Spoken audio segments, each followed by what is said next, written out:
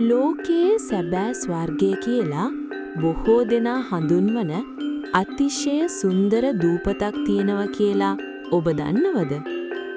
ස්වභාව සෞන්දර්ය, සංසුන් බව, සංස්කෘතිය මේ තුනම එකට එකතු වූ එම දූපත නම් බාලි ඉන්දුනීසියා. බාලි කියන්නේ netsit නිවා දමන ස්වභාව සෞන්දර්යයෙන් පිරි අද්විතීය සංචාරක ස්ථානයක්.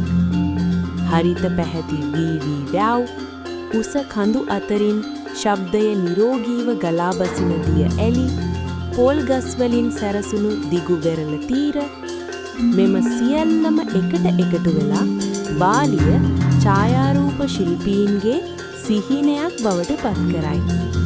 බාලියේ විශේෂත්වය ස්වභාවය පමණක් නොවේ. මෙය God's Island ලෙස ලෝකය පුරා ප්‍රසිද්ධයි. දූපත පුරා පැරණි හින්දු දේවාල දහස් ගණනක් දැකිය හැකි අතර ජනතාව ස්වභාවයට හා දේවත්වයට ගෞරවයෙන් ජීවත් වේ.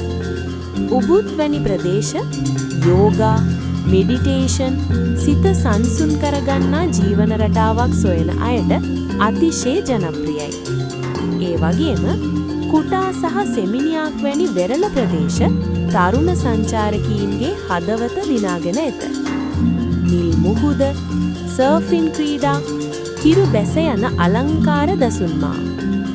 බාලියේ එක් දවසක් ගත කළොත් ජීවිතේ මතකයේ රැඳෙන අත්දැකීමක් බවට පත්වෙනවා.